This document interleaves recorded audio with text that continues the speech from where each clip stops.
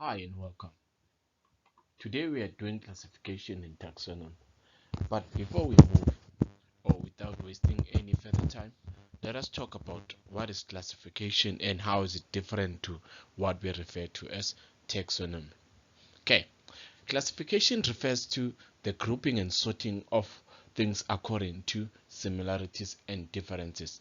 But because here we are doing biology, that things there refers to the living organisms, not only animals, but that also includes plants, right? That things there. Okay, but now, why do we have to sort or maybe classify things according to their similarities and differences, right? By now we know we have different life form on earth, right? By life form I'm talking about plants, I'm talking about microorganisms, I'm talking about macroorganisms. Specifically there I'll be talking about different types of animals. Now we put things according to their similarities and differences so that it makes it easy to study them, right? And so that whenever you're doing practicals, you already know what type of a specimen you have, right?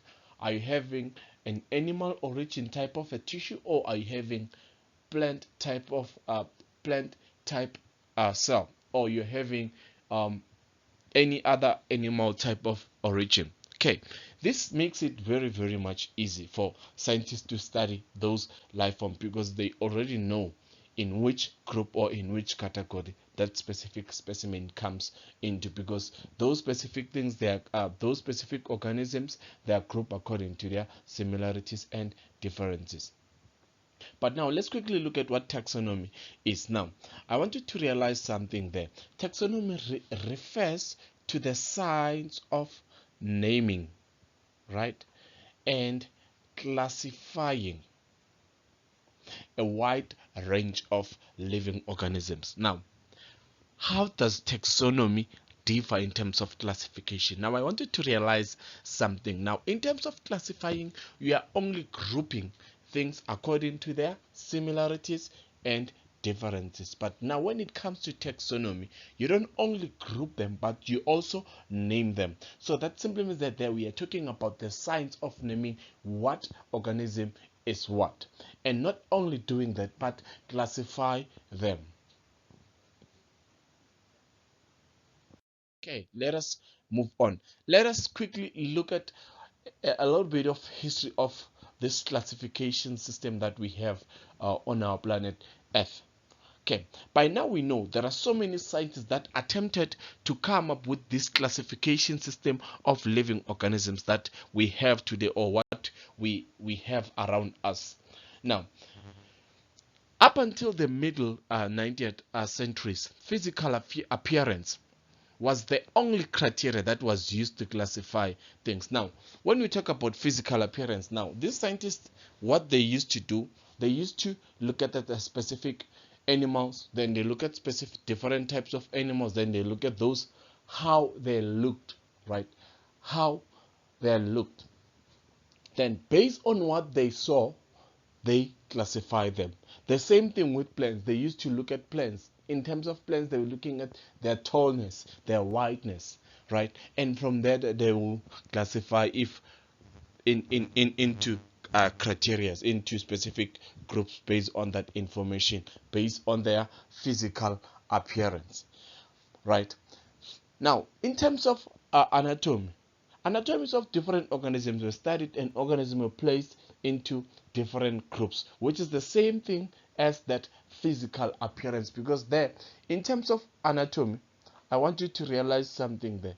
In terms of anatomy, now what these people were doing, that simply means that they were studying the structure of those specific organisms. Then from whatever that information that they were getting from those specific structures, then they will group those specific organisms into the same group or into different group.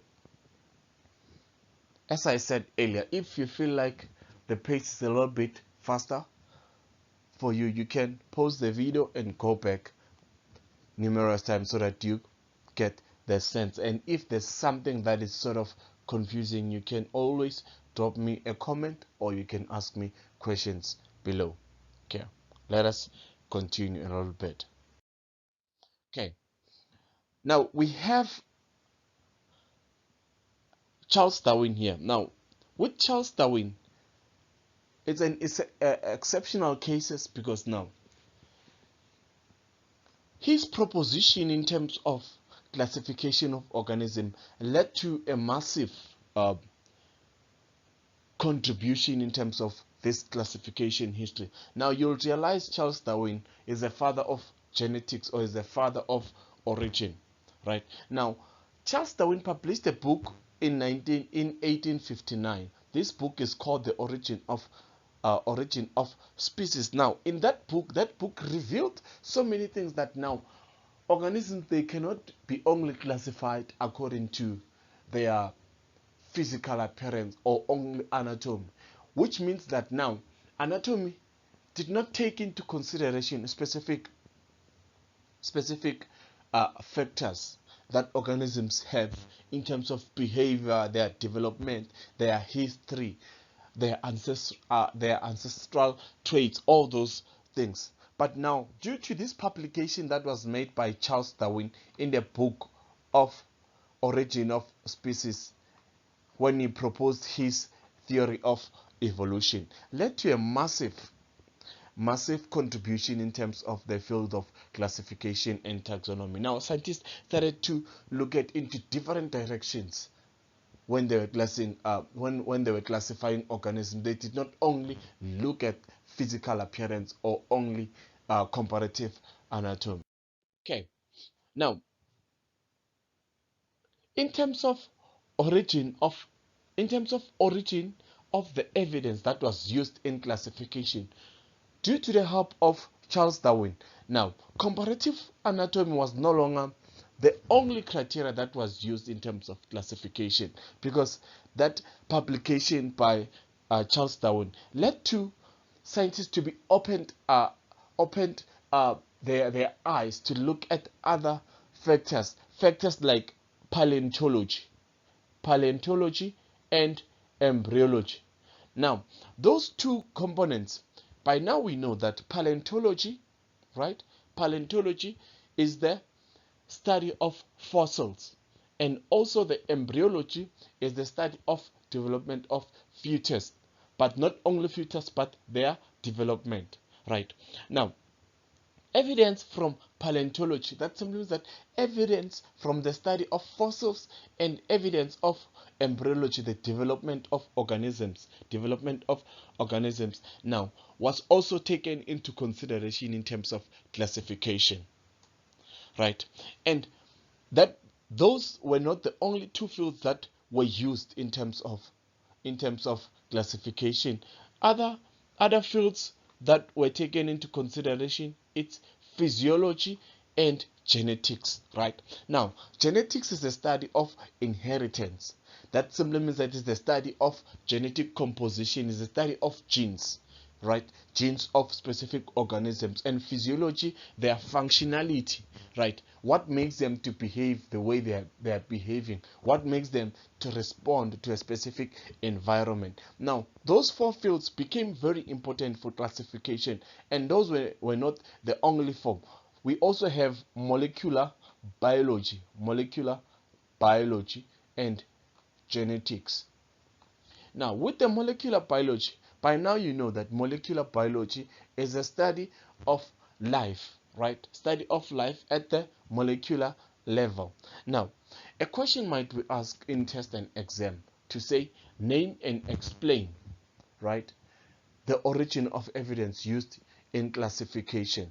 So now the first thing that you'll say, comparative anatomy is used in classification, right? It's used in classification. So what does that mean? It means that now when they were comparing anatomies of different organisms, now they could be able to classify. Now with the information of paleontology, now they could study the history of that specific organisms. Now studying the development, which is embryology, now gave them more insight about that specific organisms, right? Genetics, studying genes of that specific organism led to massive contribution in terms of now studying molecular biology also gave more in terms of the molecular and cellular and tissue level of that specific and why it is the way it is. So as I said, if you feel like the pace is too fast, you can always go back and try to understand what is it meant. Okay, let us continue. Now, in terms of the classification system, we have three classification systems. The first system that we have is what we call two kingdom classification system. Now, in terms of the two kingdom classification system, I want you to realize something there with the two kingdom classification system. That simply means that we have two kingdoms, right? The second one is what we call the five kingdom system, the five kingdom system. That simply means that there we have five kingdoms, but I'm going to explain more about that as we move along. Then the last one, we have three domain system.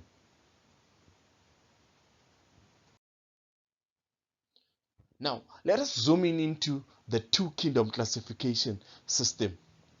Now I want you to realize something. Now with the two kingdom system, it's the same system that was proposed by Aristotle, right, and Carolus Linnaeus. Now these two gentlemen, what they've done, they've grouped organism into two system or into two categories. Now they were classified as plants or animals. Now that gave rise to what they called kingdom Plantae and kingdom Animalia. Now I want you to realize something there. Now in terms of this system, now animals were grouped into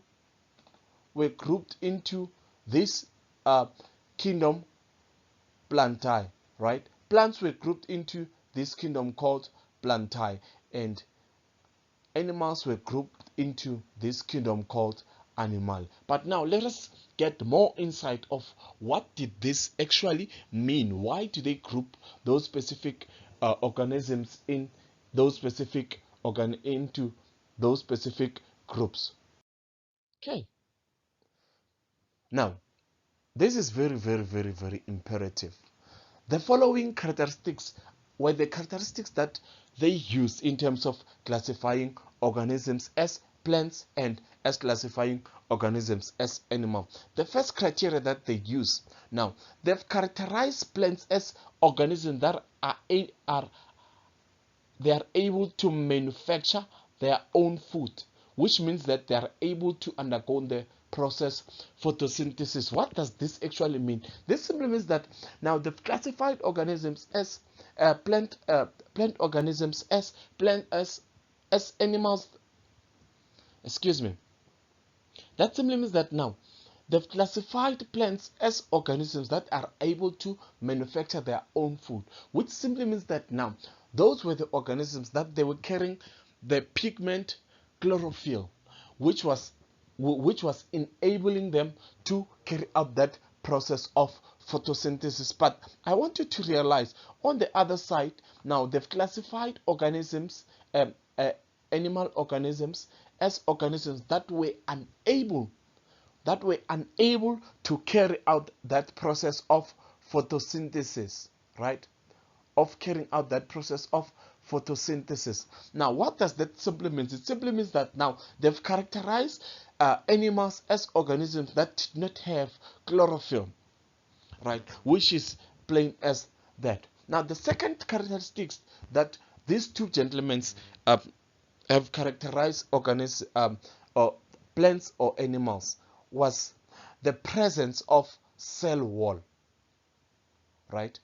Now, plant cells were characterized as organisms that have cellulose cell wall, while animals did not have cell wall,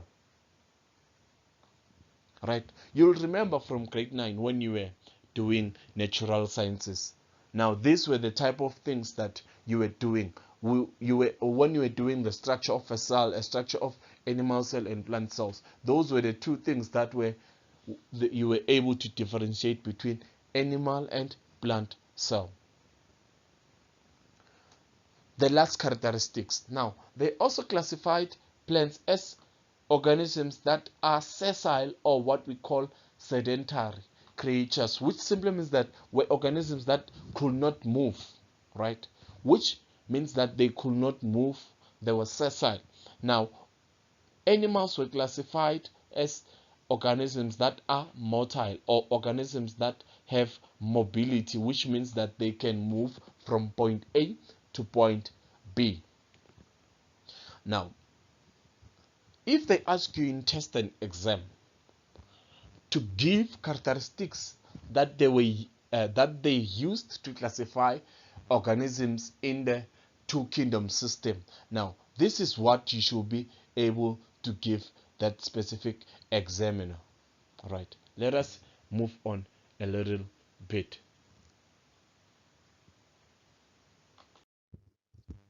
Right, let's quickly have a summary of what these two kingdom system have.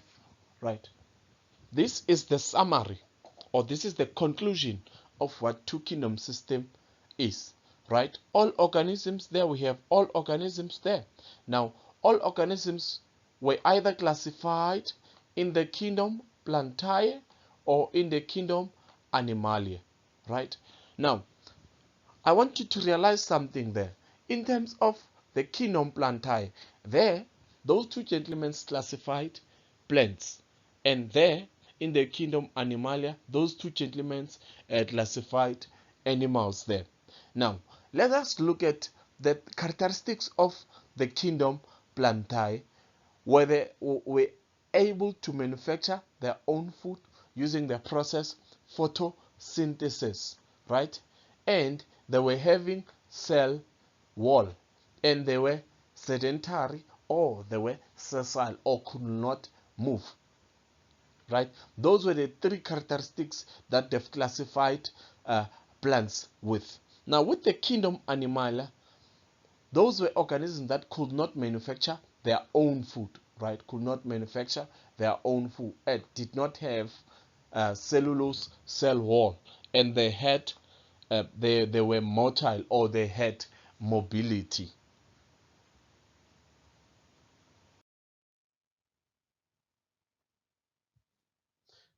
Now, let us quickly look at this specific two kingdom system.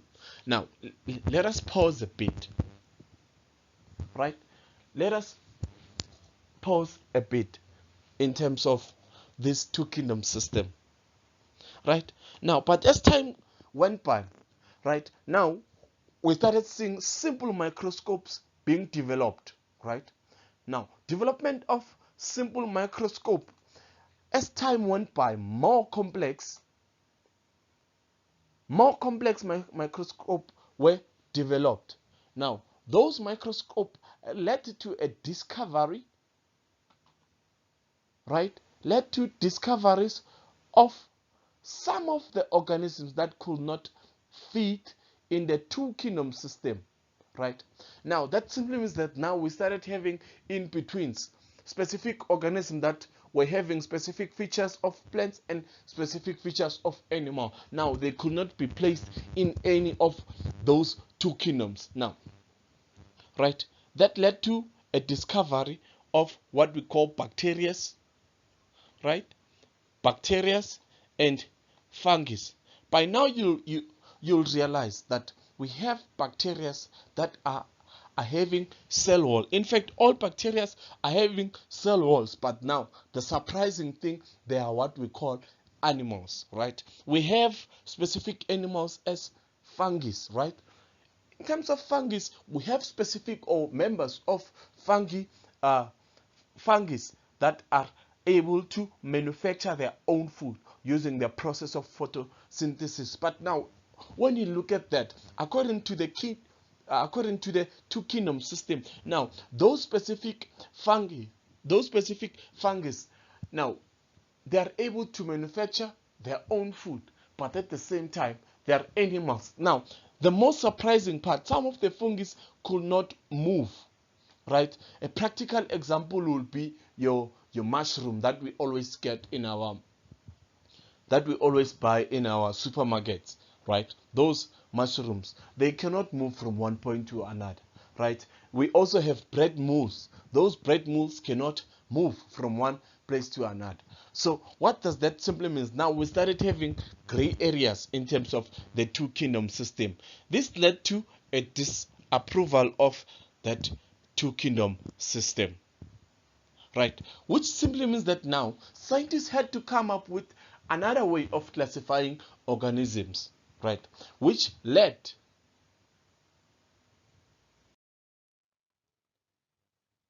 this brings us to the most important concept in classification. Now, as I said earlier, that taxonomy is about naming and classifying things. Now, in terms of naming those specific organisms, we have a concept called binomial system. As you'll realize that that specific word binomial comes from the word bi, right, which is connected to the term nomial, right?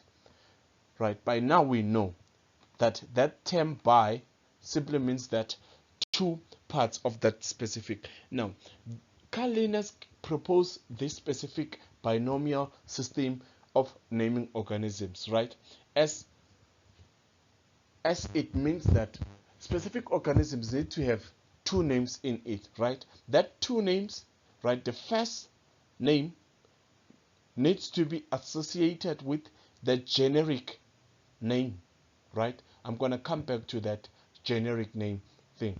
And the last part must be a species name, right?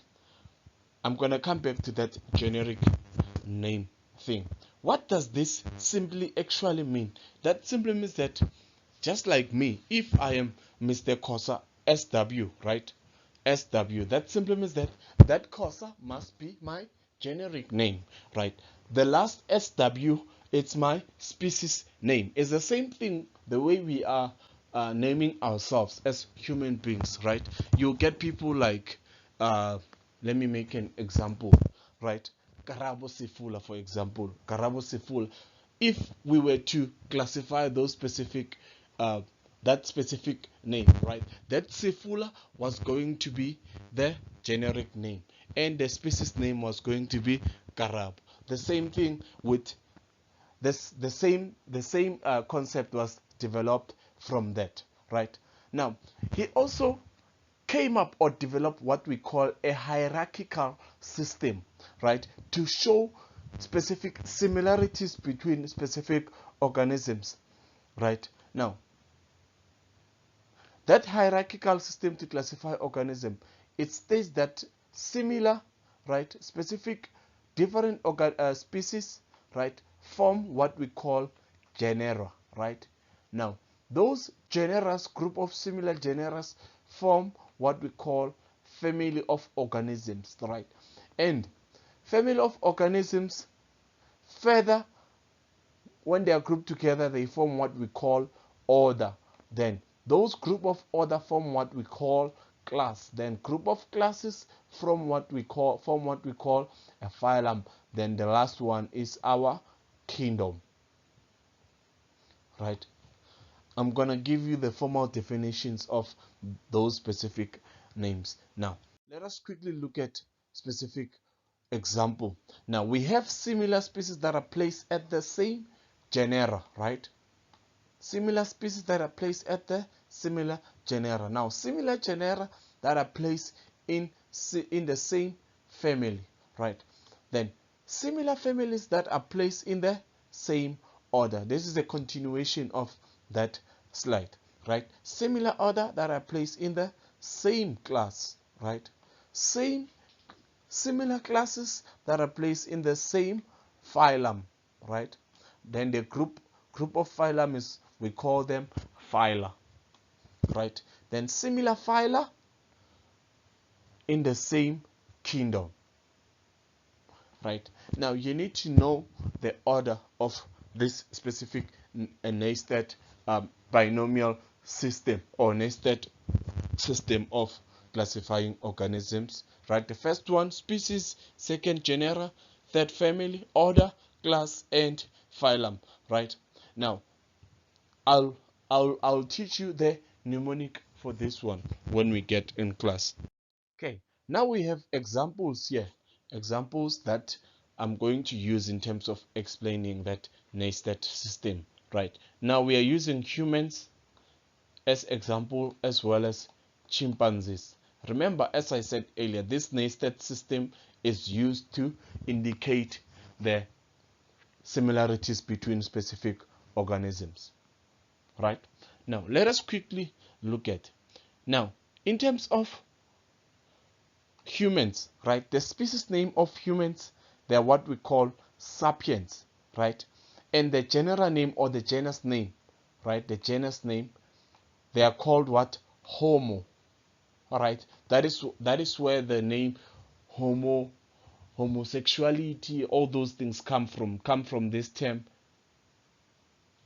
Homo, right? Then the family name, it's what we call Hominidae, right? Hominidae or hominids, right? Hominidae or hominids. Then the order name, it's what we call them primates, right?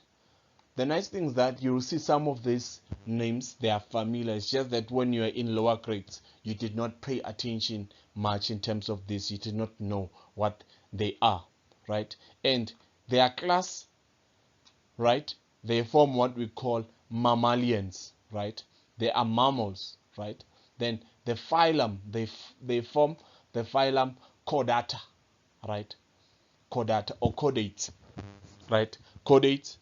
You'll see some of these terms, you'll get used to them as we move along with the syllabus. Then in terms of kingdom, they are in the kingdom Animalia, right? You can compare the humans with the chimpanzees. You'll see that most of their classifications, they are similar, specifically from this order, right? They are classified in the order primates, and they are classified in the class Mammalia or mammals. Then they are classified under the phylum Chordata, right, or chordates, and the last, which is our kingdom system, they are also classified as in the kingdom Animalia. Now, can you see that the differences is not that much? It's only 3, right? Which is the family name, right, and genus name and the species name. Okay. Now, I want us to talk about the 5 kingdom system, right? Now, in terms of the 5 kingdom system, there are specific terminologies that you have to master, right? That you have to master before you can, so that you can understand what this 5 kingdom classification system is, because it's a little bit complicated compared to the 2 kingdom system that was developed by Linnaeus. Now, the first thing that I want you guys to remember here, or to know, is that this specific classification system was brought by a gentleman called Robert, right, in 1969, right? Okay, let us move. All organisms were placed into the 5 kingdom, now based on certain characteristics. Now, those characteristics, they are different to what they were used in terms of 2 kingdom system. The first thing that I want you guys to remember, when I refer to a true nucleus, right, is the type of nucleus that is surrounded by nuclear membrane, right? Nuclear membrane. And those organisms that have membrane, that have a true nucleus, we call them eukaryotes, right? Eukaryotes. I'm gonna repeat. You have to understand this, guys, because this forms basis of the 5 kingdom system, right? Now, when we talk about the true nucleus, we are talking about a nucleus that is membrane bound. Remember when we're doing the structure of a cell, right? Now, in that cell, we have what we call organelles, right? And there are specific group of organelles that cluster around the chromatin network, right? Which is the reticular, which is the cytoplasm, chromatin network, endoplasmic reticulum, and ribosome. They form what we call nucleus, right? But now when we talk about true nucleus, we are talking about that type of a nucleus that has a membrane surrounding it, or a membrane bound. Then those specific organisms that are having that type of a nucleus, a true nucleus, we call them eukaryotes, right? As you can see, the term eukary, right? The term eukary comes from true. Then karyote comes from the word nucleus, right? You'll see as, right, this part of this term, eo, right, comes from that, it means true, right? And karyote means nucleus. That simply means that true nucleus, right? Now, the opposite of eukaryotes is what we call prokaryotes, right? Prokaryotes are organisms that do not have true nucleus. That simply means that their nucleus is not membrane bound, which means that their membrane, their nucleus is not membrane bound, right? Organisms with nucleus material not enclosed by the membrane, we call them prokaryotes, right? Prokaryotes, they don't have true nucleus, right? Now, all the organelles found in prokaryotes do not have membrane. That's very important. You have to understand what this is. The differences between eukaryotes and prokaryotes. In eukaryotes, we have true nucleus, and in prokaryotes, we have what we call false nucleus. Because that nucleus is not membrane bound, right?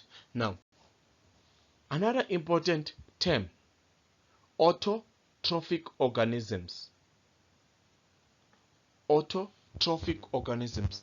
Now, when you talk about autotrophic organisms, we are talking about producers, right? Producers, we are talking about organisms that they are able to manufacture their own food via the process of photosynthesis. Right? You have to know what those autotrophic organisms are, right? Then the opposite of autotrophic is what we call heterotrophic, right? Heterotrophic, which simply means that consumers, organisms that are unable to manufacture their own food, right? Autotrophic, producers. Heterotrophic, consumers, right? And remember, we have different types of consumers. We have what we call primary consumers, secondary, and tertiary. But I want us to look at a little bit on those specific heterotrophic organisms, or what we call consumers, right? We have organisms that feed on dead and decaying material. Then that group of organisms, they are what we call saprotrophs, right? Saprotrophs, right? Now, those saprotrophs, they feed, right? They feed on dead, right? On dead and decaying material. I know some of you now, you are automatically thinking about decomposers. I'll talk about decomposers now. And why do we have the term saprophytes, saprotrophs, and what we call decomposers? Now, we have specific organisms called saprophytes, right?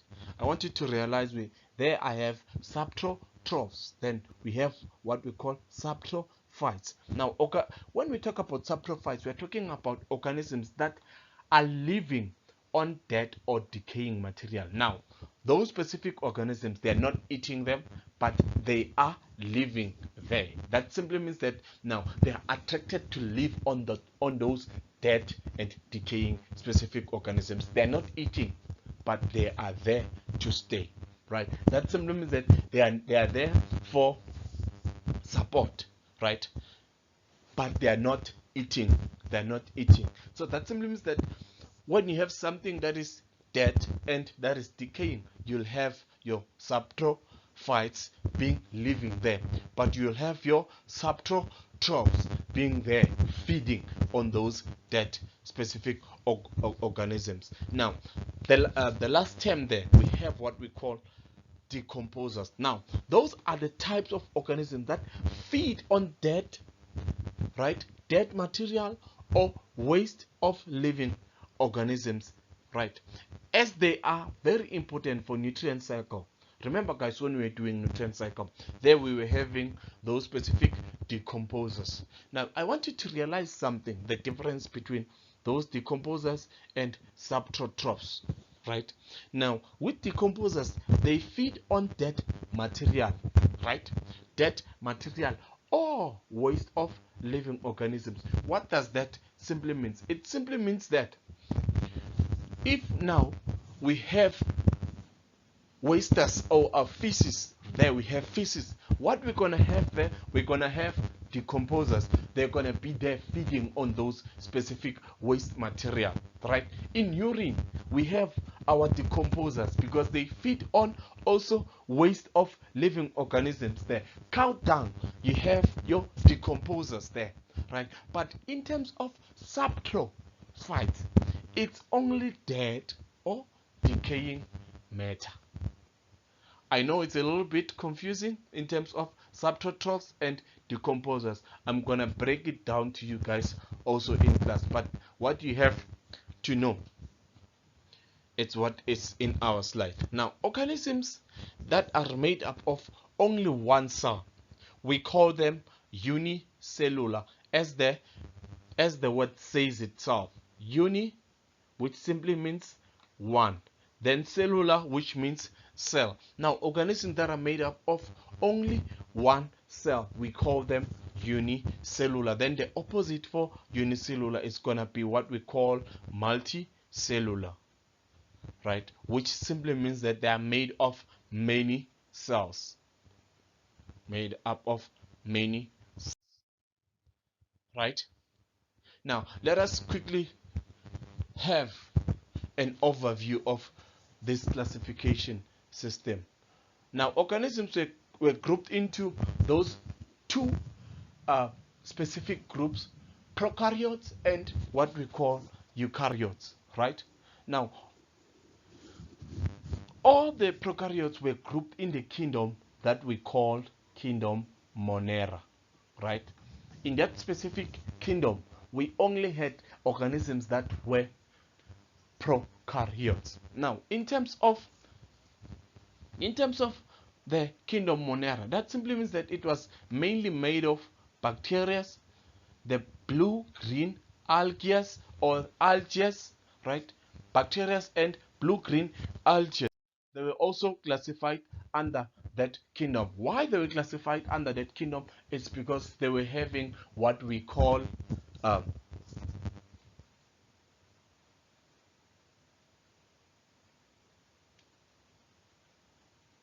okay, let's quickly look at the eukaryotes classification.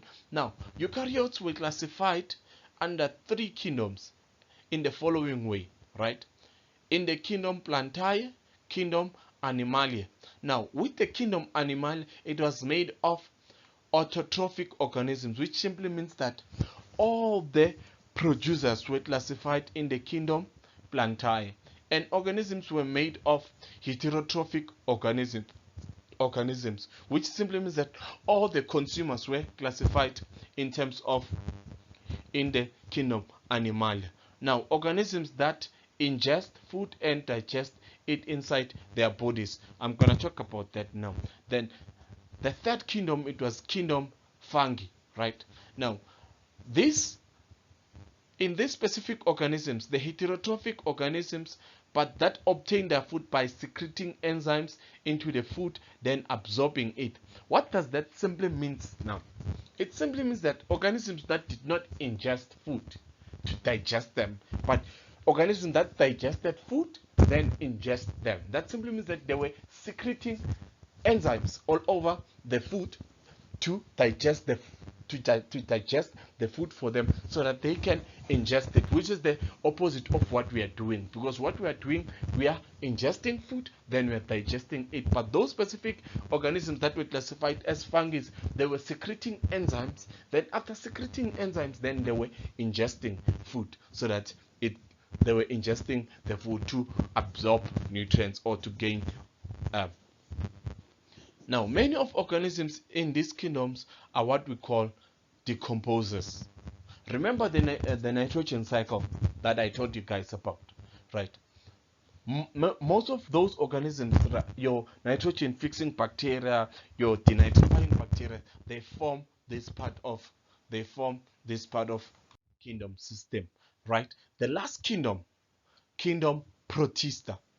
Now, with the kingdom Protista, I want you guys to realize something. However, many of those eukaryotic that did not fit in any of those three kingdoms, the kingdom Animalia, the kingdom Plantae, and the kingdom Fungi, right? Now, were classified under this kingdom Protista. I like to refer to this kingdom Protista as the dumping site of organisms, right? Kingdom Protista, anything that did not fit in terms of those three kingdoms, they were grouped into this specific. Now, I want you to realize something with the kingdom Protista. That simply means that now the diversity in terms of this kingdom, it's massive, right? It's massive. Now, most of the organisms in this kingdom, they are unicellular, but I also want you guys to realize there are other certain characteristics or criteria that were used to develop this kingdom system. Let us quickly look at now. This is the summary of the 5 kingdom system, right? This is the summary of the 5 kingdom system, right? The first one, we all know that all living organisms, they had to be classified, right? Now, those all organisms were classified as 2 eukaryotes, which were the organisms that had 2 nucleus, right? And also they were classified as prokaryotes, which were organisms which did not have 2 nucleus. Now, with the prokaryotes, they were classified under the kingdom called Monera. Now, by now we know that in that kingdom Monera, we have what we call bacteria, and the blue-green algae were classified under that specific kingdom, right? Now, in terms of the eukaryotes, we had what we call unicellular, right, and multicellular.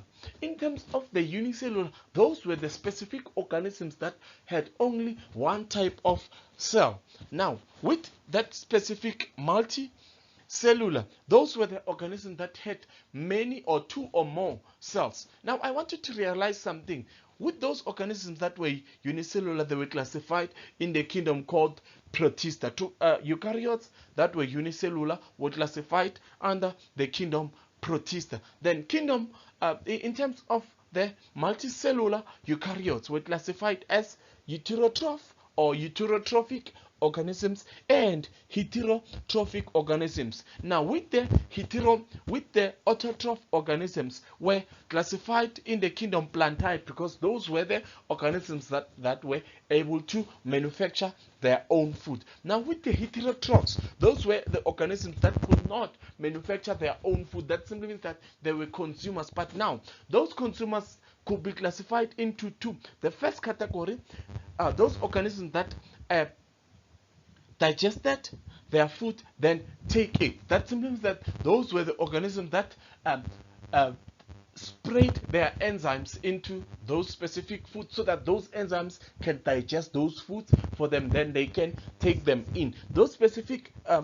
organisms, they were classified in the kingdom Fungi. Then those specific consumers that could take in their food, then digest it. They were classified under the kingdom Animalia, just like us humans, right?